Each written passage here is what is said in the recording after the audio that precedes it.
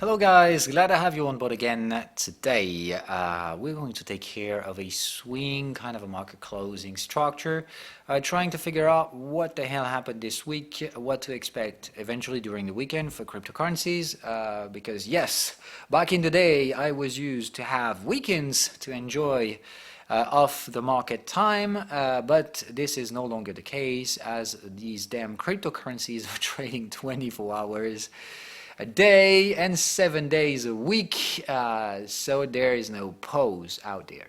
The thing is that there's something you need to understand. When it comes to Friday sessions, even in cryptocurrencies, this is important for you to have a look at this, especially me at the moment, because I do have some bearish position opened in some CFD contracts, and those CFD contracts are trading up on, until Friday's evenings, and they'll reopen on Sunday evenings. So I'll have to take care of 2 days close, which means there are gap possibilities. And depending on those eventual gap risks, I'll have to adjust my money management. So this is what I'm going to be doing today. So this is what we have. All right, we're going to start with the broadest pictures we could have up to down to the lowest ones we're currently trading. So this is what we have. All right.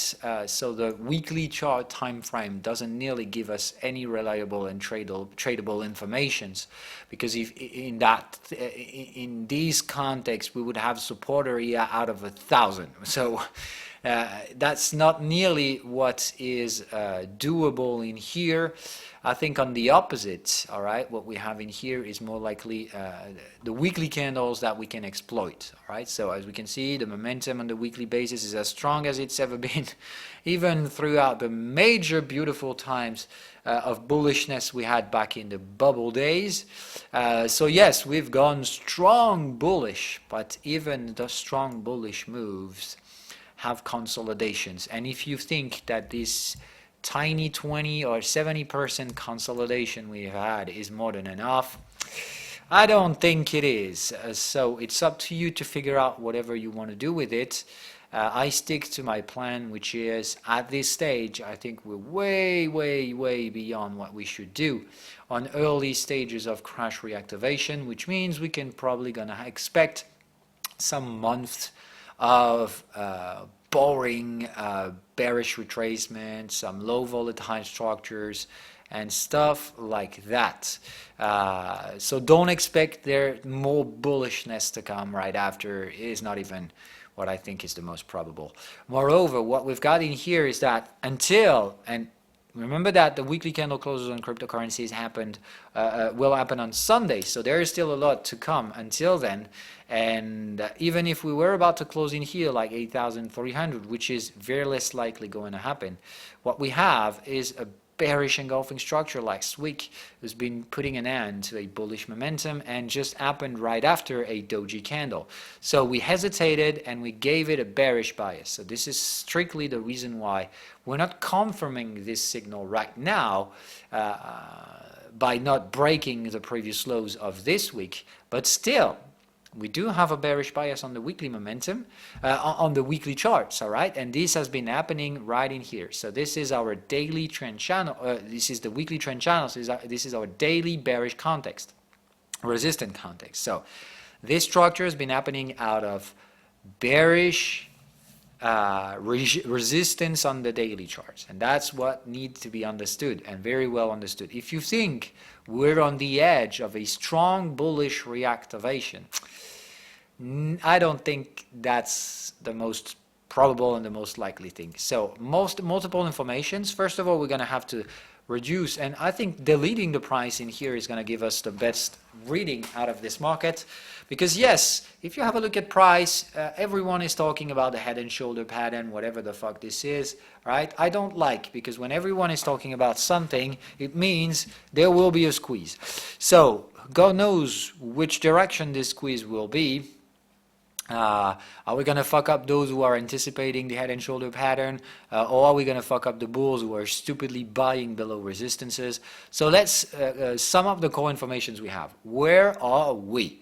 We're in a resistant daily context. that was succeeding to a bearish market, all right, a bearish crashing market. So remember what we said. Do we go from bearish to bullish? No, we don't.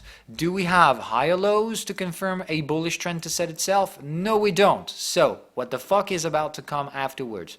We're going to consolidate, we're going to create a higher low, and only then we'll be able to fuck up this bearish trend channel, this bearish context. So can we just go up there, make a little pinch, make a little punch to the upside before consolidating? Yes, we can. So can we target the 10K? That's possible. That's plausible. At least the daily chart doesn't counter such moves. So yes, it's possible. But is it going to happen? Not really, because I think we bursted all the gas we had. We've had this parabolic structure, we had the hesitation area. These are the structures you want to trade. You want to try reversals when you've got parabolic moves. We've got the latest bullish extraction, the ranging structures, and the market is now reversing. And last week was actually the signal. So did we invalidate last week? No, we didn't. That's the problem. The bulls might have to try it once again, but they'll have to try harder than what they're doing right now, because in order to invalidate last week, we got to close up above 8,700. And can we do it? Everything's possible. So if you think nothing can happen, then you're probably gonna fail in trading. So everything's possible. Can we do it? Yes, we can. We can be there by tomorrow. That's no problem. But technically speaking, because that's what we do, we assess odds, risks, rewards, and we risk manage, right? The difference is, in order to get to a reward, there's obviously a risk. The difference between the gambler and the trader is that I do anything I can to manage the risk. That doesn't mean the risk won't show up. All it says is that I'm doing anything I can to make it as narrow as possible. So out of a single trade, I cannot manage any fucking thing. It's chaos theory. But out of 100 trades, if I follow the same path all over again, normally I have better odds than someone who's trading with guts decisions. All right? So daily resistance, but can we do something out of it? No, we can go a little bit higher. The next area is going to be 10K. Though we go on the lowest time frame and try to figure out a goddamn context, all right? So, H4, are we trading inside a context? No, we don't, all right? So you cannot trade 4-hour chart. That's not possible.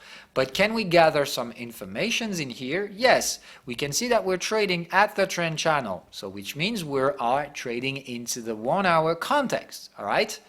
So we've got to figure out something between what happens in 1 hour and the resistance we're building up on the daily chart. And the 4-hour is just what we got in between. So I think this is where we've got the most reliable early informations, all right? So we cannot trade 4-hour, but we definitely have to gather some informations in there. So what do we have? Just delete the prices, all right? What does that look like? So just forget about prices, just focus on the essential. What the fuck do you see in here, and what is this kind of context? So I can very well highlight a few technical areas, really important ones, that I think are giving us the answers we're looking forward for. All right, the market contracted. Look at that. I mean, so short-term volatility, so note volatility back in the days that, look at the trend channel. It was so narrow that it was crazy contraction through prices. So yes, that's what we had back then. Very low volatility. Bam, bullish odds for the range. All right, range structure, bullish odds. Bang, bullish breakout signal. We break it up. This is where we've got the breakout. Prices accelerating through both resistant context and resistant trend channel. Right? We fuck it up. We go testing the trend. We go testing the averages, the moving average. We build a short-term range in here, and we fuck it up. 2 breakouts in a row. Does that happen? No, it don't, unless you've got excessive market structure. So what is this? Market excess. Can you confirm it? Yes. Unfolded boxes to both support and resistance for quite a few times, all right? Then resistant context starts to fold again. Support context still remains unfolded for a bit, and now we've got both folding each other. What the fuck does that mean? What does it say? It's simple. When you've got this, it means you had an excessive market all through this. You can definitely confirm it. Look at the trend channel. There is no trend. This is bubble. What the fuck happened when bubble are exhausting themselves? We crash them out. So this is what I trade. That doesn't mean it's going to happen. All it says is that I've got my structure, I've got my plan, I've got something to follow. This is a bubble. We're likely going to crash it because we're losing the momentum. All right? So either we go one more time even more bubblish, and it has to be even more parabolic. So it's not going to be 10K. If we go bullish, we should target like 16K. Are we going to go there? No, we can't. The daily fucking chart is resisting. So there's not a chance it can happen. All we can do is eventually try and go 10K and get a brutal crashing reversal afterwards. So these are the only options we have. We go short term there, and then we're going to crash instantly right after, or we're already about to crash. And I think what we had last week is the signal that tells us it is not about time to buy. Look at this. We've got the range structure. So the bubble is exhausting itself. It's too late to get to jump on board. It can still happen, but it's very less likely going to reactivate out of here. What do we do? Does that mean we're going to sell the head and shoulder pattern?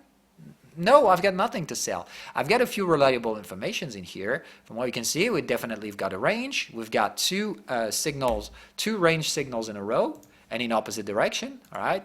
So what it means is that we can identify the range structure. The range structure should be mature at this stage. So let's put the prices back in the game. Can we identify a range structure? Yes, I can. Yes, I definitely can. What does this look like? It looks like a goddamn head and shoulder. So yes, there is a head and shoulder pattern. Yes, it is a reversal range structure. So are we very likely going to activate this structure? I would tend to say yes.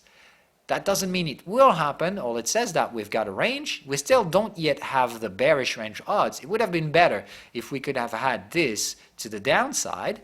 We don't. But what did we have recently? We had another cross. Remember what those crosses are. They are range breakout. They are breakouts that we don't know if they're trending or ranging. The difference is whenever we go beyond these crosses, means we're normally and generally trending. When we fail on those or below those targets, generally means we're ranging. So we do have a bullish breakup attempt, all right, out of a trend channel. So far, we didn't nearly accelerate through the trend channel, but if we do, and this target is 8,500, all right? So if we get to overflow 8,500, that would mean this breakout could eventually be a trend breakout, and it would probably lead us to the 10K area because we'll have to get on top of the resistant context. So if this is a trend breakout, this is what we're going to be doing. All right, getting to 10K, overflowing because that's a resistance we'll have to cross above, and then we're probably going to crash straight line. All right, so that's what's very likely going to happen.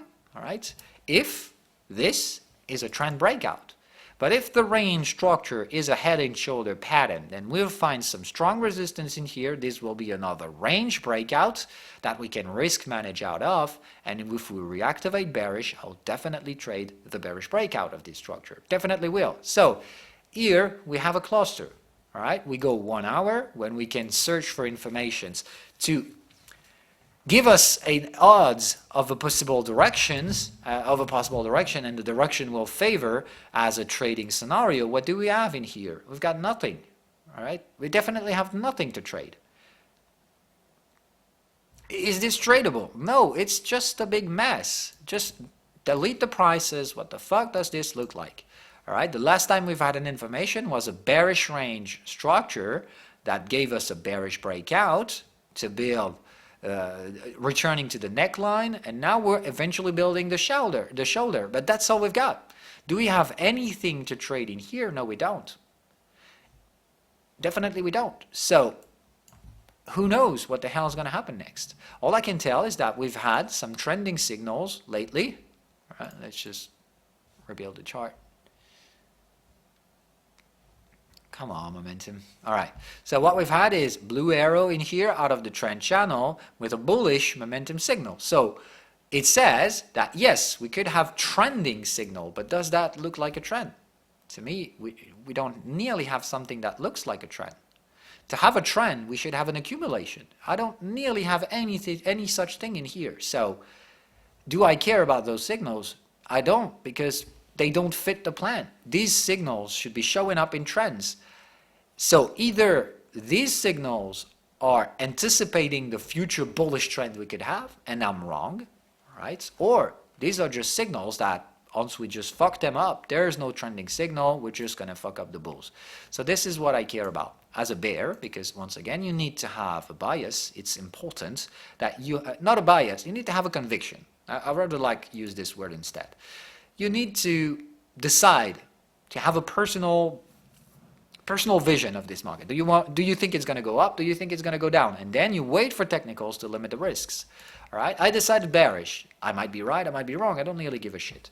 The thing is that, is this possible to sell right now for me? The answer is no. So what do I do about this right shoulder structure that everyone is talking about? Some are buying below resistance. Can you buy in here? No, you can't. You've got nothing to buy. Can you sell? No, you can't. You've got nothing to sell. So what the fuck do? You do nothing. You just let it go with this thing unless you've got tradable informations. Remember that if you want to sell, you need to have selling signals or you need to fuck up bullish signals. We've got bullish signal in here. If we fuck that up with candle closes, you can be damn sure I'm going to be reinforcing. All right? Until we do, I don't nearly give a fuck. All right? I'm going to put an expiration till, let's say, Tuesday. If we haven't fucked up this signal until then, doesn't nearly matter to me. But still, if we get to cross the 8,500, remember what it means. All right? If we make 4-hour candle closes on top of 8,500, it's not a good sign. It means we might have a bullish trend setting itself, and I definitely don't want to be a bear among that thing. So what is actually going to happen right now? This is where I'm ready to sell because I will fuck up bullish signals. So that will be a good sign for me to be bearish. Going in there is a good sign for the bulls that they can win and succeed. But they don't have to go higher than that, all right? Going to 8,005K doesn't make it bullish. They have to cross over this level with candle closes. So what is this? It's a goddamn black box. It's simple as that. That's how you can read this market. You know the daily chart is resistant. So to me, that's what gives me the ability to favor bearish entries, even though I'm totally aware that we could eventually try to go 10K, but very less likely going to be, though I don't bet on that scenario. But still, I know it's possible. I have to pick a choice. What do we do in here? I wait. If we break down this area, I'll reinforce as a bear and lower my stop loss. My stop loss will be set out of the top we'll make in here, so probably 8,300 or 8,500. I'll lower my stop loss, I'll reinforce my position, and if we break down the neckline, I'll take another reinforcement. All right, but that's all I can do. Anything that happens in between, I just can't do anything about it. All right? I hope you understand that, because that's really, really, really important for you to get it. All right? So yes, I know it's a bit of a complex analysis in here, but it's a multi-time frame situation. We're looking at the daily resistance. The 4-hour bubble has been exhausting itself and is showing some real signs of weaknesses, but still, it's not yet enough in terms of risk limitation to say that 4-hour is definitely bearish. It has bearish odds, but still a little bit immature to go there. The 1-hour chart definitely is a range in which we can clearly see the head and shoulder pattern. We can definitely say that we're trading the resistant context, which is possible to sell the right shoulder, but we have no signals to do it. So we wait for further information, and I'll wait for this black box. All right, BNB, I'm just so laughing out loud because yesterday evening when I got to bed, I said, oh my goodness, they're trying to break this shit. And right before I go into bed, I saw this, all right, the rectangle. It wasn't yet closed. So I was like, oh man, I would like to see what the hell was going to happen with this. But I didn't. So I got to bed, I saw this, and now this morning I see that the signal has been validated, the market has reversed, and I'm so laughing out loud. Oh my goodness. So I imagine how much crazy fucking bulls have been buying that shit because they thought we were overcoming the resistance and that will be bullish. So now they're pain traded. We've got a bearish daily engulfing coming out of this.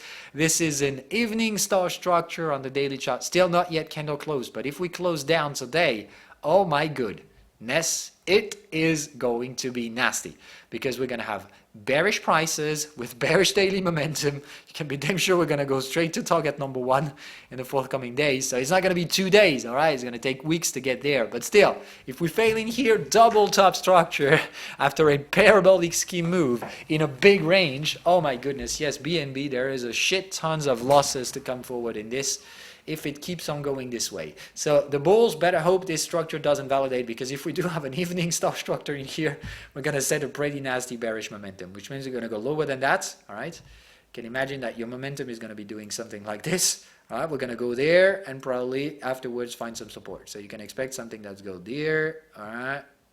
That's exactly what I think is going to happen, all right?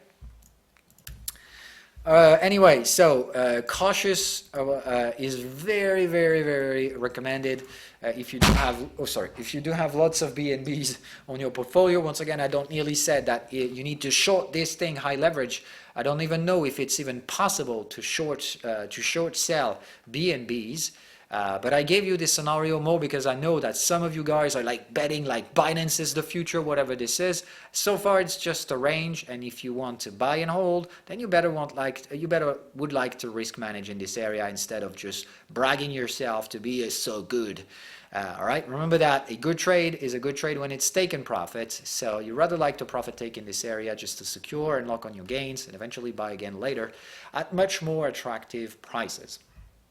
That's it for cryptos. Then, futures, dollar. What the fuck do we do with that shit? So the dollar is trying to save its own ass, and so far it's dangerously done because you can see gold is breaking up today. The yen is hesitating. So they do anything they can to prevent the shit from hitting the fan. That's definitely what we can. Definitely doing anything they can. Today we're going to have retail sales, and I think this is the game changer. Last month was negative. Remember that this is the key element. They're expecting positive number this month.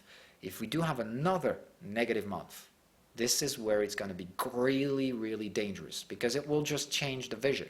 It will say, okay, for now we've got everything that's great. We've got growth, we've got Trump saying everything will be fine, and in the opposite side, we've got the Fed who is concerned and who is probably going to lower interest rates. So that's the best case scenario for speculators and short-term assholes who will just say, all right, we've got a gorgeous situation in which we can make a shit ton of short-term profits and fuck up the entire economical system in the process, but we don't give a shit, all right? We're just here for short-term profits. So speculative bubbles. This is the exact base case situation for a speculative bubble to set themselves. Are they going to happen? I don't know, because it never happened for the Fed to create and inflate a bubble on its own. It never happened in the past. So generally, these are banker speculators who've been creating bubbles, asset bubbles, and stuff like that. Maybe the first time in history that the Fed will be creating entirely from scratch a dangerous speculative bubble on top of a credit bubble. So I really warned you about that. I'm not a shitty perma bear who wants to see the market going down because I just want it to go down. Just be honest, all right? I told you we've been piling up a shit ton of problems throughout this economic cycle. We didn't nearly even solve the problem of 2008. We just doubled down on them, all right? And that's the problem. So we've even gone further away into credit bubble than we were in 2008. Now, I mean, the credit levels are just staggering worldwide. So this is a problem. Yes, we are facing a problem, but this problem is like, just like in 2008, it was the banking problem. All right, we basically had banks taking way too much risk with credit in 2008. It led us to some credit issues that has been creating systematic problems afterwards, and the bankruptcies you know about, the lemons and stuff like that. So everyone was playing this game. Just one bank It's not just one. Just a few. It was AIG, and obviously it took down Lehman Brothers as well. So the thing is that everyone takes shit tons of risk, but some are taking way too much, and they trigger the Ponzi to collapse.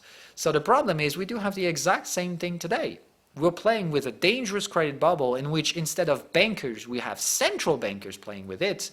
I'm questioning whether Powell will be stupid enough to go too far. And if it does, then it will create the biggest bubble ever created by central bankers. That doesn't mean the Fed will be responsible for everything. No, the most responsible central banker is Mr. Kuroda. He's been doing that shit for 30 fucking years. So there's definitely a big problem with Japan. And Japan is probably the most in-depth country in the world. I mean, the central bank just owns more than 75% of assets circulating in the country. So the central bank basically controls everything. That's not its goal. It's never meant to be this way. So it's very dangerous. Yes, it's going to be ending in a bad situation. But still, so far, everything flows.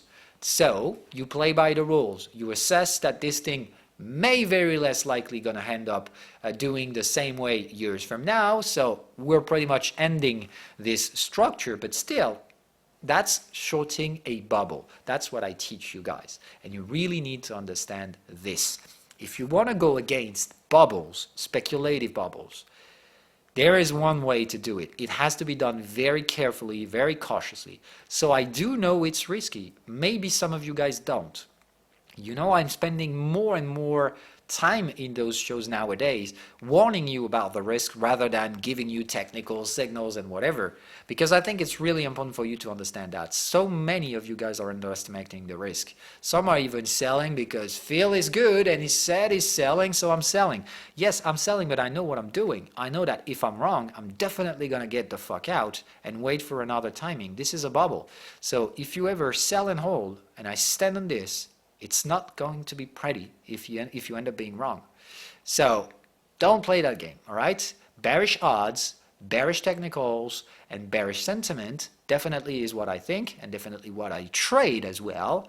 If it goes wrong, I'm totally aware that what may come next could be ugly. There is also an underlying scenario that pretty much pisses me off because I don't really like that, and I'm starting to question myself about this possibility.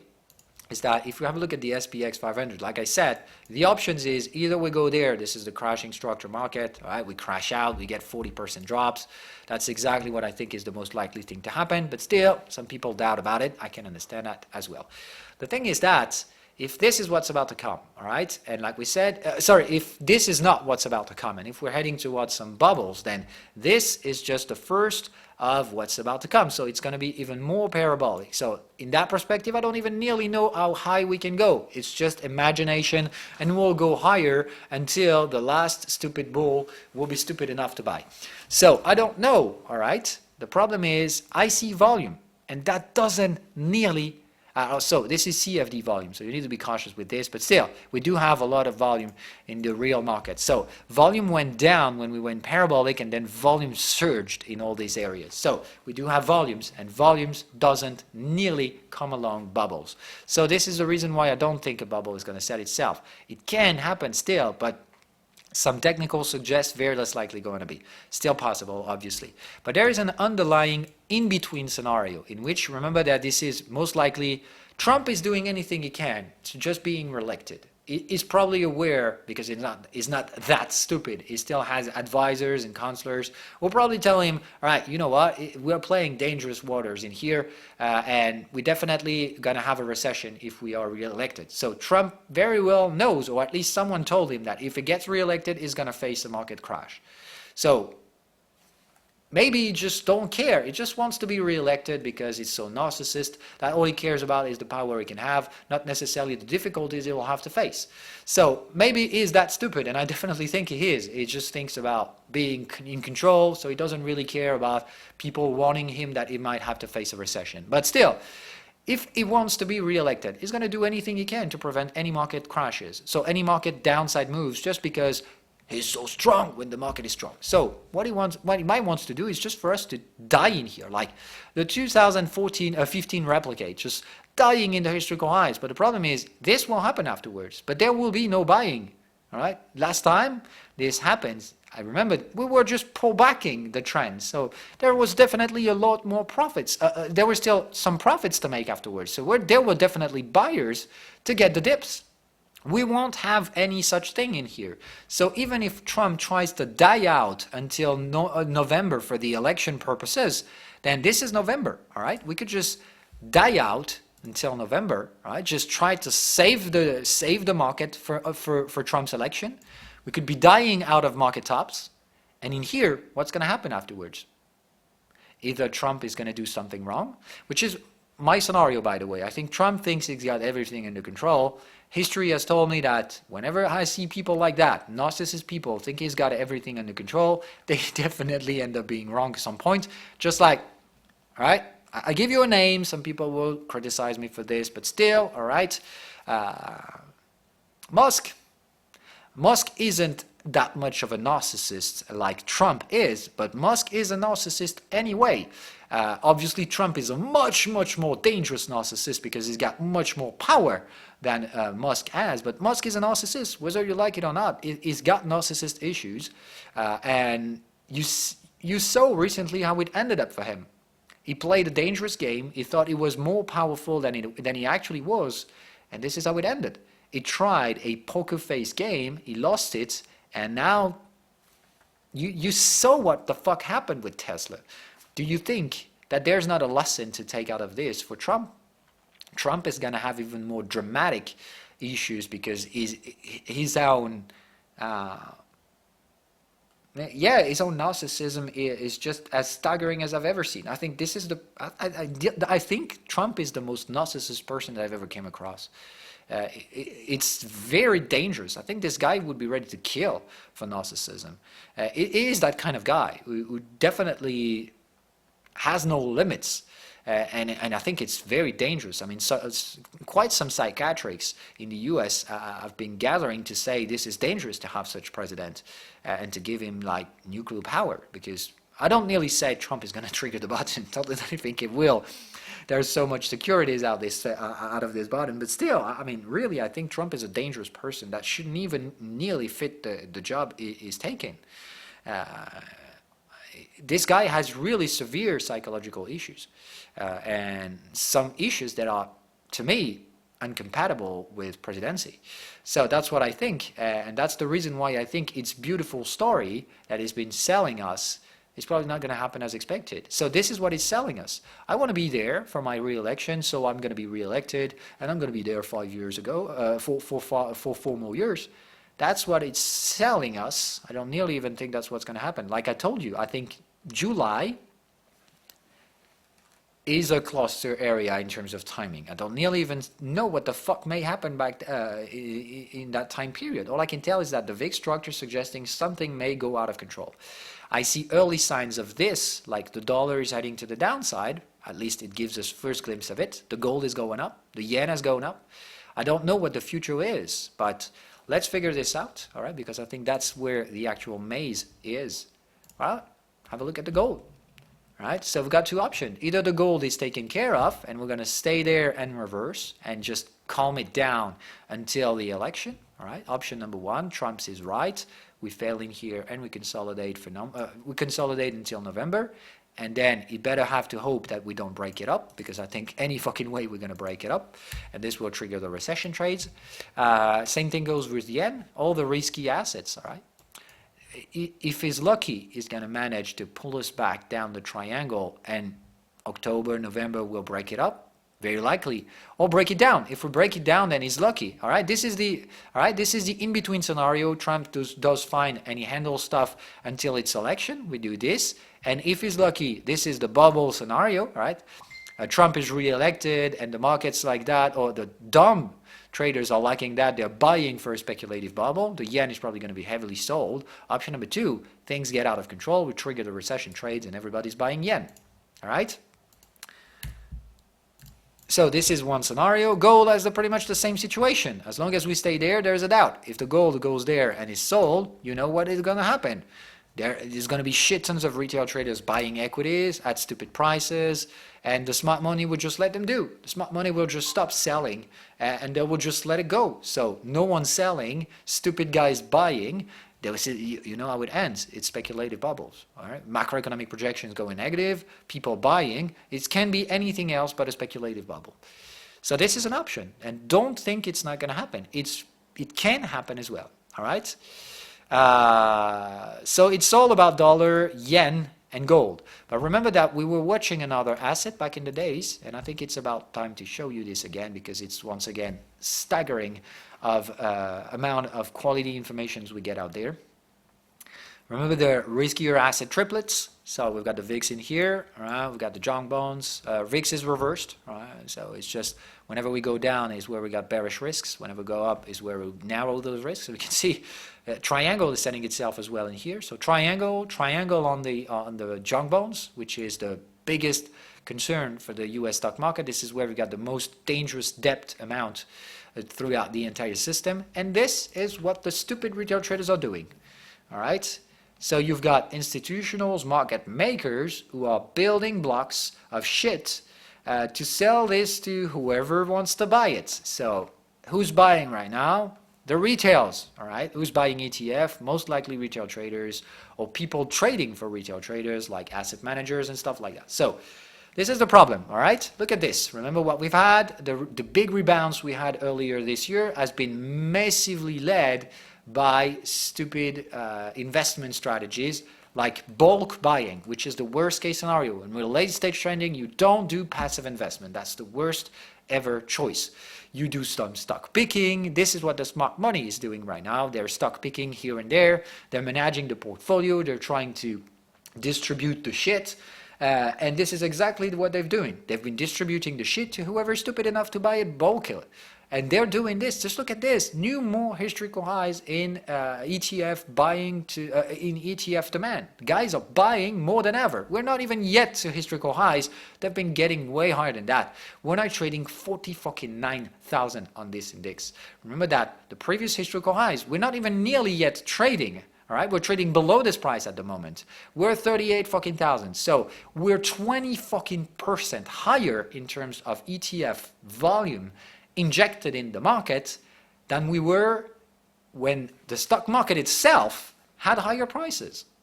So what the fuck goes wrong? Something definitely goes wrong in here. Those guys are buying the stupid assets like the techs and whatever, and they better hope they won't crash, because if they go against along this road, they'll be ruined. And just be honest, the Apples and stuff like that, they don't show any good signs ahead. They're showing some dangerous crashing structures, just like the Boeings, Amazon, all those things. They're in great danger, but people just don't think, they just don't see them. And that's what I try to teach you for months. That's what I'm trying to teach you, period. How to fucking manage the risks. And I see so much risks in the stock market that people just don't nearly give a shit about, that I think is where the big dangers are. Because it's not going to end any different than either those who took the risk are going to be ruined. So the bubble just triggers, the risk shows up, and whoever has been buying that shit is going to end up with nasty losses. Option number two, this risk gets minimalized, but the risk is always there. So if you don't price the risk in, what happens? Do you think the risk has just vaporized and it doesn't exist? Do you really think it that way? No, that's not existing anymore. That's not even existing. The risk is always there. It's just, it means the risk will be put somewhere else. Where? It's going to be put in the central banks. Which means if there is no risk, and if we have confidence enough in the central banks, then they will take all the risk. Just like AIG was taking all the risk in 2008, just like Lemons was taking way too much risk back in the days. All the banks back then were taking too much risk, but just a few of them have been taking way too much. They've been going way beyond the limits, and they just triggered systemic problems. And then everyone just got reached out to. I mean, when the shit hits the fan, everyone takes a little bit of shit. And just the ones who were the first leaders, who were doing it too much, just ended up broke. That's exactly what happened to Lehman Brothers and AIGs. These are the ones that were taking way too much risks in the Ponzi schemes. The Ponzi schemes obviously has to collapse someday, and when it collapses, those who took too much risk, therefore too much money, just basically end up ruined in the end. That's exactly what I'm trying to teach you. To try avoiding getting into those things when you get to your personal trading, because you don't want to make shit tons of money to end up broken in the end. You don't want that. You want to risk manage to be able to make some money in the long run. So some bankers are doing it sometimes. You don't want to follow this path. These guys, they don't survive long enough in the system. The guys who were working back in the days at AIGG all got fired, and none of them will ever be hired again in the banking sectors. Those guys went to the exit door. Hopefully some of them have made shit tons of money in between, but still, that's not your case, all right? If you play this game, you're going to go for the exit door, and that's exactly what I'm trying to teach you guys not to get down to, all right?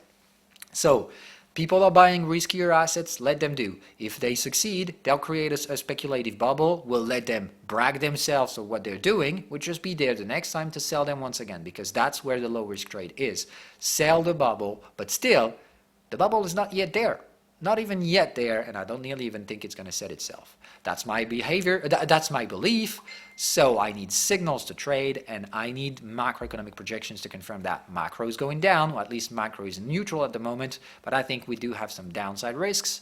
I do have bearish technicals, and I still have my bearish vision for what's to come. So I do have three checks on three aspects. So do I sell the stock market? Yes. Do I think I know the future? No, you should be knowing by now, all right? I know I'm telling the same thing all over again, but I really hope you get that and clearly understand this if you ever listen to me, or worse than that, if you just blindly follow me, because I know some of you guys are blindly following me, and I don't like that, but still, I can take actions for you. So the problem is I'd like at least to warn you as much as I can if you go down this rough path. So regarding gold, you're aware of this area. That was an area in which I told you, oh sorry, shit, I don't want to, all right, we need to get back. I told you that this will be a risk management area for me in the gold. So what am I doing? Am I risk managing? No, because I have no signals. So if I do have viable signals to trade, I'll definitely eventually do something. But look at this. I mean, we've got unfolded botches, everything like that. If we were about to have a bubble in the gold, then I definitely want to be among the guys. So today is a decision day, is a decision maker day. Obviously, we've got the retails number. So if the retails goes out of control, and if we close at the highs outside of the resistant context, then we'll go higher next week, definitely. And we could set a bubble. We can see the parabolic scheme, right? We can see that. All right, we're going this way. So can we go parabolically out of control in the gold next week? Yes, I think we can.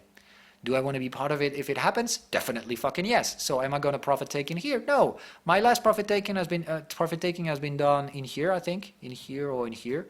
I don't even remember. So let's say yes, 1330. So we're not that far from the previous profit taking. So I know. Sorry, it's target number 1. I'm so stupid.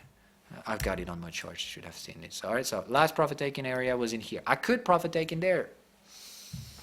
I don't want to, all right? So I'm taking a risk. Obviously, if we pull back from this area, I will profit take. That's definitely what I'm going to be doing.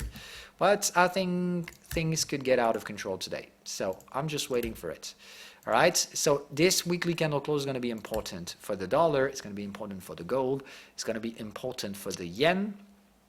And it's going to be important for USD JPY. So what's going to happen today is all about the market catalyst we're going to have later today. So I don't know, but later today, I sincerely invite you to have a look at what the hell's going to happen in the US session. It's going to be an important session.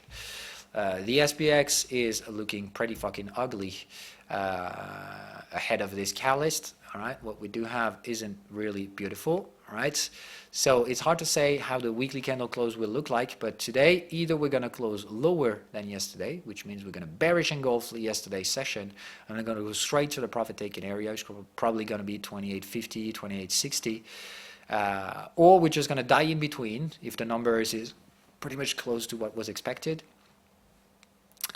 But on the weekly charts anyway, I think what we're going to have is most likely a doji candle, all right? So if we go below, if we go for negative, I think anyway we're going to retrace later in the day to kind of doji candle close and to keep all the mysteries for next week. But remember, once again, what the hell is the macroeconomics background right now? Everything's bad. Just one tiny little thing to get some optimism. It's the Fed is going to lower interest rate. But let's be honest, lowering interest rates is rising the risk, because it means the Fed is pricing in some risks that the riskier assets aren't even pricing. So if the riskier assets, the stock market, doesn't price the risks that the Fed is pricing in, there's someone is wrong in here, and I don't nearly even think that's the Fed. I think the Fed is right to assess the risk. I think where the wrong is whoever is stupid enough to price that out of the assets, of the riskier assets, right? If the Fed sees some risks, and if the Fed is here to support the market, it's not here to support the riskier assets. It's here to support monetary lending and stuff like that. It's here to support credit. It's not here to support buying the stock market. And I think people will learn this lesson the hard way. All right, so people tend to believe that the Fed is here to save riskier assets. That's not the Fed's job. The Fed's job is just here to support decent lending conditions for companies, not to support prices.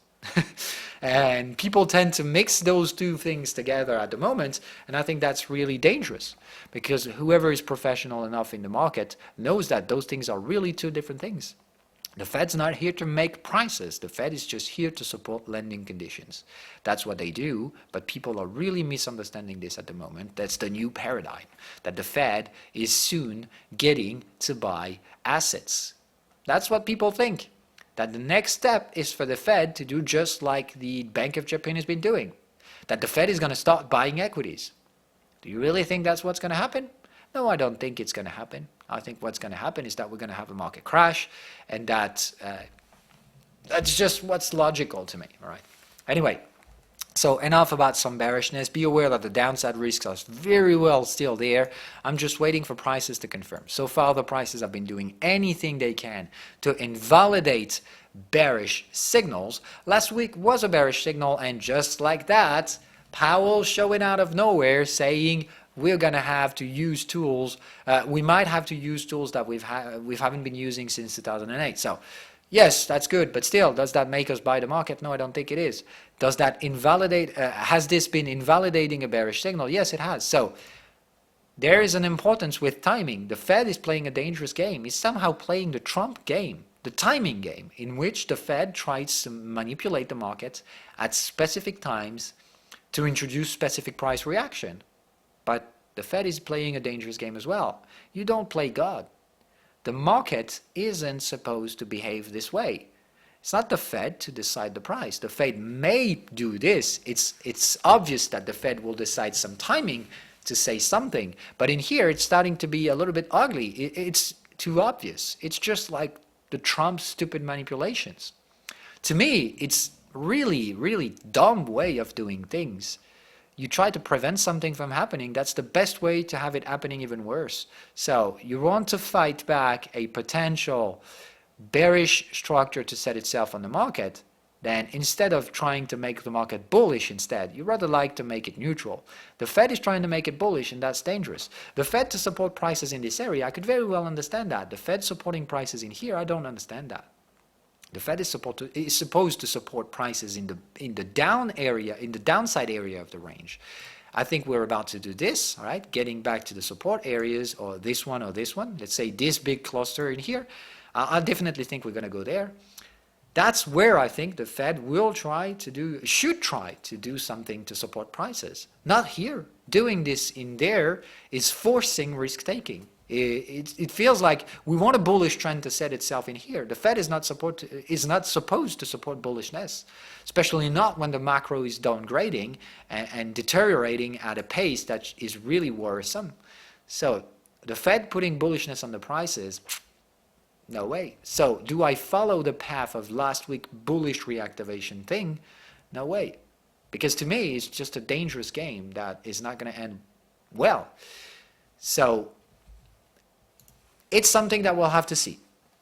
Now, we're going to have Powell talking again next week. So next week is going to be really, really important. And if we see any difference in the words and the tone that's going to be used by Powell next week could just be invalidating entirely what we've done last week. To me, last week was artificial. It was entirely artificially built up. And if Powell ended up just lowering a bit of what he said, just shortening a bit, bang, we're here next week. What's going to happen afterwards? We're probably going to build a goddamn triangle. So what is the structure I'm favoring at the moment? I think that's the triangle. All right? All right, future will tell us. So anyway, in the swing perspective, this week wasn't really an interesting one. It's still not yet terminated, as we still have one major catalyst to come up later today. So be aware and be prepared for this one. Trade safe. Don't have too much leverage for now. It's not possible to be fully leveraged on the dollar, fully leveraged on the yen, fully leveraged on the gold, fully leveraged on the asset classes like stock market and stuff like that. I think having some maximum speculative leverage is what I currently have, which means a maximum speculative leverage on euro dollar, same thing as well on GBP, as well on USD GPY. I have maximum speculative leverages on many classes, all right, which means I have a bit of leverage. I shouldn't be that much leverage eventually. If things turns out to be wrong footing me, I'll definitely take another loss. But that's my job, to take some risks, all right? I think generally I take a big loss once in a year. Last year was, what the fuck was last year's problem? I don't even remember. 2017 has definitely been where I got the freaking nasty stop loss in the US back in this area where we started crazy parabolic moves. So this is where I got my big loss in 2017. 2018 was what? I don't remember what I got wrong in 2017. The euro yen has gone wrong, but it didn't trigger the stop loss, and it ended up pretty freaking nicely bringing gains. I don't remember what the fuck got me wrong last year. Maybe it'll come back to me, all right. But this year was obviously Wall Street again. I mean, remember what the sellings I've made back in the days, and Wall Street caught my stop loss?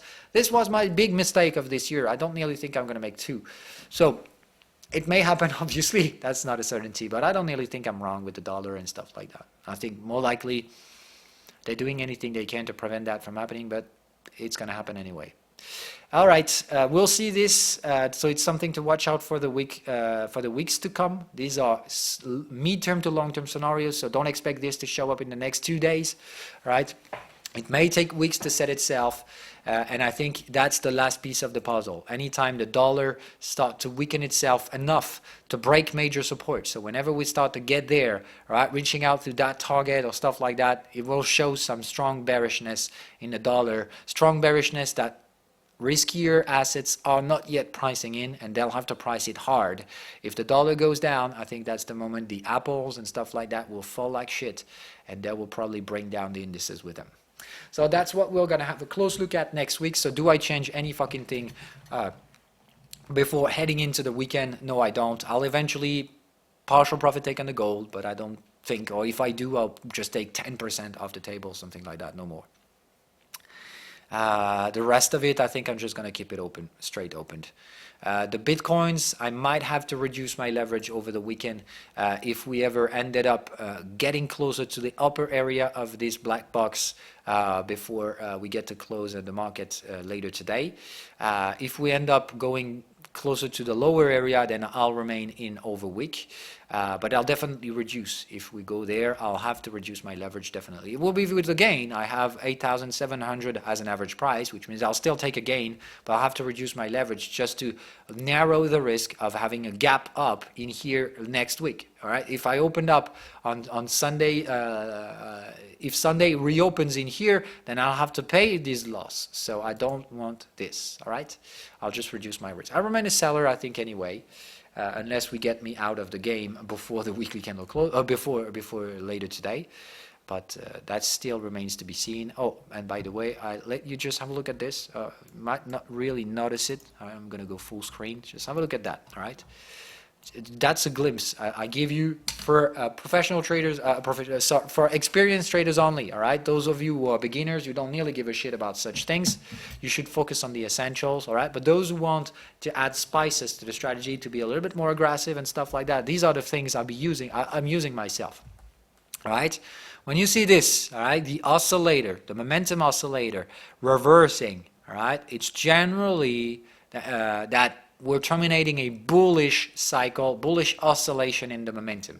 So we pretty much like we were back in the days in here. What happens afterward is a bearish cycle, all right? So what we may expect is the oscillator to do this, all right? Go into the negative area where it will obviously rebound. These are cycles, all right? So normally it says that the momentum will very likely follow this, all right? So we still do have a negative momentum. You can very well see the channel we're currently trading into, which gives us pretty much an expectations in terms of targets. So the next wave is for us to bring the momentum to negative values, all right, crossing below zero and getting something closer to minus 50, all right? So that's what the momentum early signals. These are very aggressive signals, but these are technical indications that you can assess in your own risk management. So I think there is bearishness to come in the US, in the Bitcoin, all right? And I think the next one is going to bring a negative momentum, which means we're going to dip below zero, which means normally negative momentum and negative prices, which means we're going to fall sharply. So that's exactly what I think. I think this is where we're going to break supports, all right? So I think the next cycle in momentum is the one that will have both prices and momentum heading to the downside, negative momentum. So I think this is where we're probably gonna have to show some volume. So, and by the way, yes, I'll put it an alert already, all right? So this is the alert I've been putting. Anytime we get there, I think this is where we're gonna need to start looking on some gains. But still, that gives us pretty much like 10 to 15 days of bearishness to come. I say 10 days. 10 days of bearishness probably to be expected. A bearish cycle momentum oscillation. All right. Remember, once again, if you're a beginner, you shouldn't nearly give a fuck about that. It's just I give a glimpse of information to process for more experienced traders, those who are with me for 6 months at least, and more likely a year or more than that. Bye guys, I wish you a good weekend. See you again in Monday. If anything goes, we're about to move regarding cryptocurrencies, I'll obviously support that throughout the Discord.